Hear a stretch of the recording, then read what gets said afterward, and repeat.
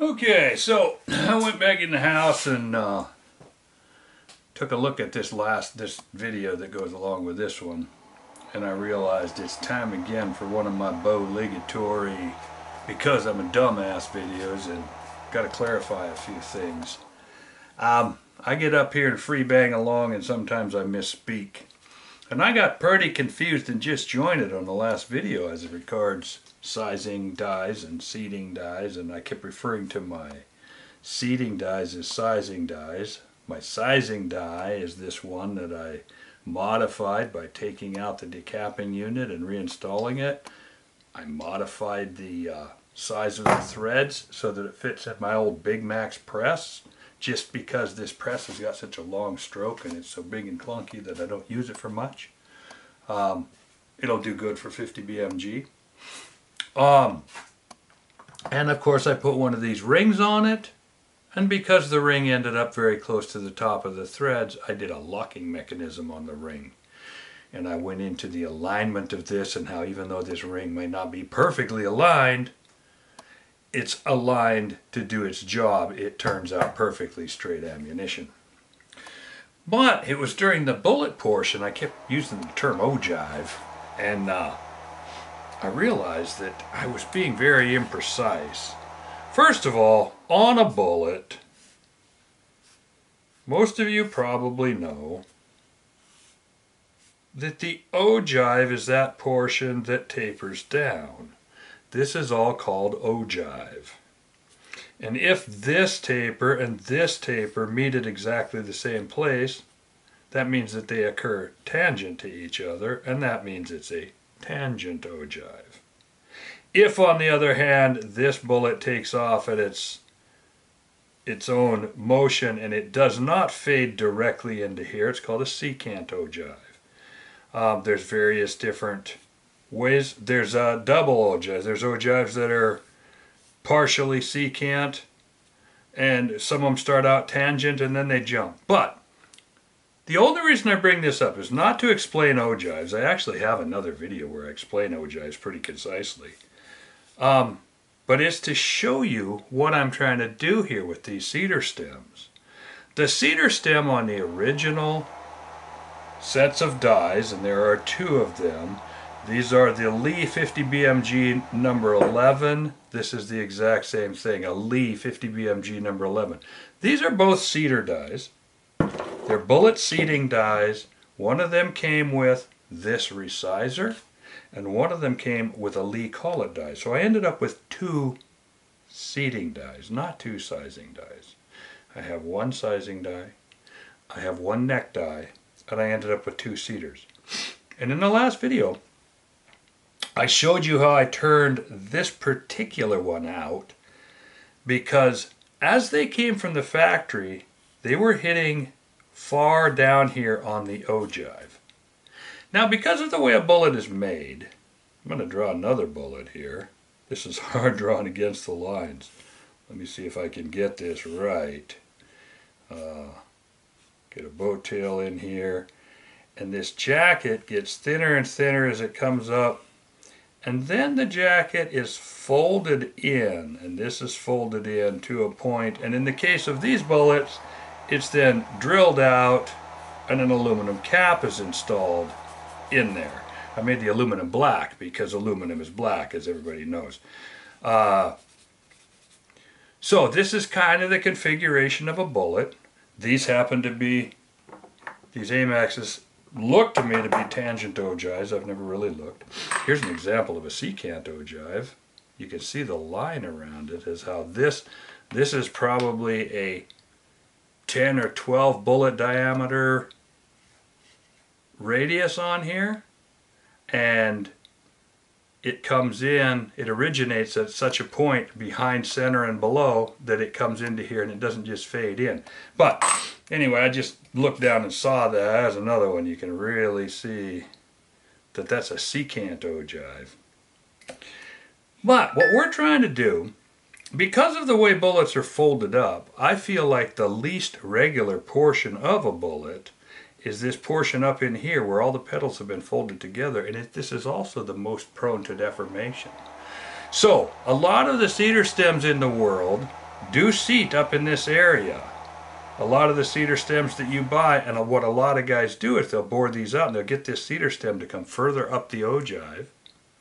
And in many cases, the people strive to get this seated deeply enough up in here that it seats clear up where the rifling lands engage.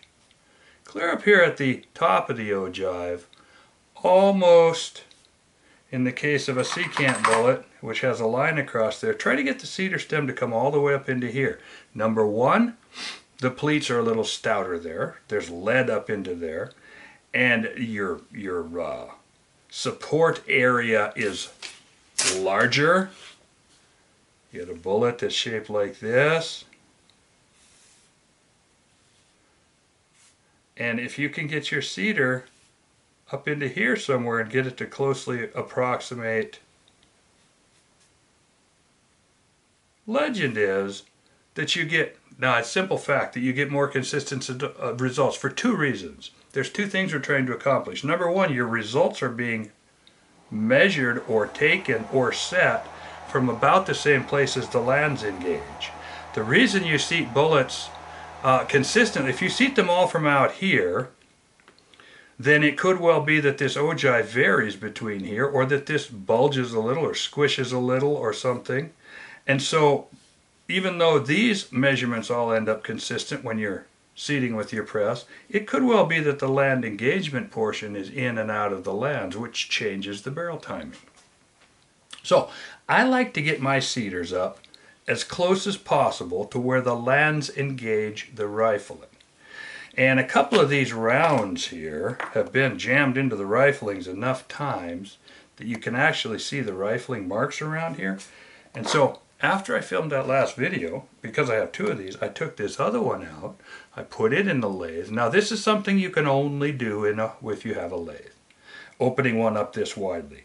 And I got it to go all the way up to where it's essentially seating just a smidge, depending on, and here's the reason that on this particular one it seats just about 100 thou short of where the lands engage.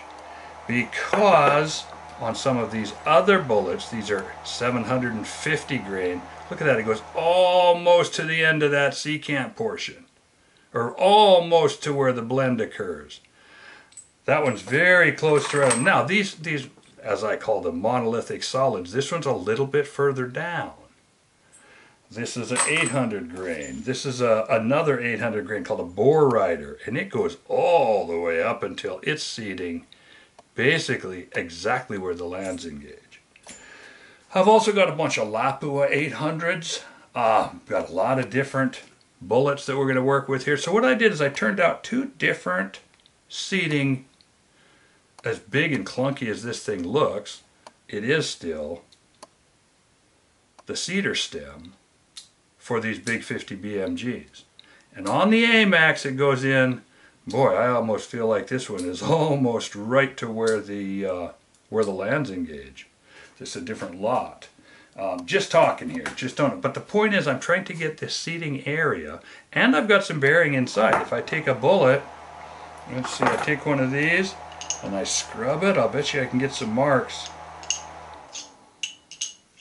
See, I'm getting some scratching down. I'm basically touching here, but understand, ogive is a radius. This is a radius, it's not a straight line. So you can't get this, I went in and polished out to get this parallel section kind of in here, and get this to, and in doing this on the lathe, I got this pretty stinking concentric. Now understand, concentricity gets highly overplayed. It's not as important as you may think. If you decide to take your cedar stem and chuck it up in the drill press and run a bullet up into it, have at it. Because if you got that cedar stem a half a thou out one way or the other, understand that that's not the end of the world. Everybody thinks you can straighten brass. You can't. Everybody thinks you can make brass crooked in the dies. You can't with alignment or linearity.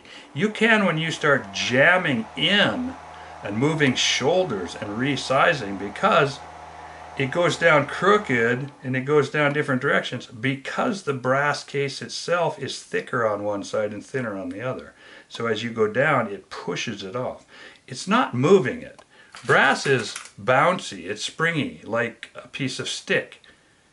I can bend this over in my die, and when I let go, it almost goes back. This stick is showing a little bit of memory. Anyway, the point is you never bend one that far. If you bend this thing 1 thou, it comes back to 0. You know, you bend it a long ways, it might well show some memory. Brass does the same thing. But if your cedar stem that you modified yourself is a 1/2 thou out of whack, don't worry about it. Because as it seats the bullet, it might, first of all, the neck of the bullet is contained. It can't do a whole lot. Even if it's got a little more pressure on this size, it can't really bend the neck over because most necks are contained somewhat in most seating dies. But even if it does force this neck over a little, or it tips the case in the die because of the necessary clearances, if you get your cedar a 1/2 thou out, there's probably a 1/2 thou of clearance all the way around this case at full seat. So it tips over and it accepts. And when you figure the distance from here to here, that tip over doesn't change your seating depth much. So sometimes you gotta draw pictures and show the math in your head. The fact that you push this thing a 1/2 thou out of parallel, rocked it up on this corner, etc., does not mean that you change your seating depth by a 1/2 thou. It's in fact a tiny fraction of that because this is pivoting from distance. So take the time to understand the mechanism behind this stuff. And in the meantime, I just wanted to apologize for calling my 2 cedars in the last video, calling them sizers. Sometimes this stuff just vomits out and I got to live with whatever lands on the floor. And so then I go back and do these, this is what I meant to say videos, and that's exactly what I'm doing here. What I meant to say was I was modifying where the cedar stem, where the portion that seats the bullets on. It's hard to call this a cedar stem because it's not. Most cedar stems are long skinny things. But the seating apparatus, I've made 2 different ones, and I'm going to mark them so that I know which one is which, and I'm going to use different ones for different bullets. But the trick is when you get something that is consistently seating, I make this move because I'm doing it in the press. Crank the press handle down, come back, and you can take 20 or 30 rounds and either polish them or mark them. See, I have a tendency to mark them up with Sharpie. I got 5 different colors of Sharpies. Some people polish these with steel wool, and I'm not against that. I keep 4/0 steel wool right here, and you can take this and put quite a good polish on there and see pretty well. Doesn't take long. I feel Sharpie does a little better, and it has a finite thickness, but I don't think it builds up enough to mess anything up. So that's the method that I use most of the time, is Sharpie marks. And the bottom line is the closer I can get the seating tool to where the lands engage, the more likely I am to have consistent results. Because this area of the ogive might be bulged on one lot, it might be skinnier. This area up here, in the same sense, one of the basic rules you first learn when you're reloading is that you never, ever, looking for a barrel nut here, a reloading nut, because I normally have one kicking around here. Okay, here's a Sinclair reloading nut. I got about 8 of them. And they've got different calibers marked on them, and you put them on and they run down farther onto the bullet. In this case, this 33 here, on a 33 bullet, let me grab a 33 bullet and just show you. It's designed to run way further up the ogive, see? It seats up here, depending on what you, I've got some that are modified. Here I'll use a different kind of bullet, and again it goes in and it jams clear up here where the lands are supposed to hit. So when you're measuring overall length of your loaded rounds and then you're putting them in the chamber, I'll point over here because there's a gun over here. There's also a gun here, but you can't see it. The idea is that the cedar stem and the measuring tool and your rifling land's origination, which is called the lead. And lead is actually spelled L-E-A-D-E, and the only referent we have in the English language is that lead in of Scottish origin, or possibly Irish. The lead is that rocky portion of the shore between the flat planar surface of the ocean and the land above it. It's the transition between the surface of the sea and the hills rising. That's called the lead. It's the only place that I can find where they refer to lead. But in the case of a rifle, it's that area where the ogive of the bullet contacts the rifling lands during engravure. As you put your, in this case, 1,000 pounds of pressure, direct pressure on the back of this thing, it squeezes in, and that lead area is what allows it to engrave onto the bullet. I should be using a bullet. It engraves the rifling lands, engrave into the bullet, which displaces a certain amount of material. Bullet sizing is pretty tricky. The actual bore is probably 508 to 511 or 12, and as this squeezes or squishes or obturates as you jam it in, the lead starts the groove forcing. The groove forces up and fills and seals into the depth of the rifling, as opposed to just riding on the top of the lands. If it just rode on the top of the lands, which some do, poorly sized bullets do, gases blow by and they erode. It's called ablation. They go in and erode and firecrack, and that, now I'm mixing up terms. They don't erode and firecrack. Those are different things. So anyway, let's not get off on that, but their bullets are sized in such a way that as they enter and they ride that lead impresses the rifling into the bullet, and it's sized in such a way that the bullet then obturates or warps around its perimeter so that it fills the rifling grooves all the way to the outside, so that gases can't blast past the grooves. So and that takes a lot of force, so that changes the what's called barrel timing, which is tuning, which is leads into all. For super accuracy, it's important that your barrel time be the same. It's important. You'll notice that when you're talking with bench resters and people who are tuning, and trust me, it's only bench resters. A lot of other people talk about this, the POS guys and the different disciplines, hindfoot shooters and stuff, talk about tuning, but they don't know what it is. Tuning occurs in that area under quarter minute of angle. If your bullets are not grouping into round raggedy holes, then don't even think about tuning. But in the area of tuning, when you're going from quarter minute down to that closer and closer to zero, in the case of a bench rest gun, it's got to be shooting at least 10th minute, then tuning is a thing. And tuning is about getting your bullet to exit the bore at the right place. Bores are out there whipping around in a figure-8 pattern, and if they all leave at the same place, or if the slow ones leave at a higher launch angle, then tuning, like I say, we don't want to get into it. I explain that in some of my other episodes with pictures and what have you. But trust me, a gun shoots better than it should. For me to get these to shoot quarter minute, I have to get these guns to shoot better than is physically possible without a tuning effect. Because the gross vibrations on these 50 cals will throw bullets up and down on the target an inch at 100 yards.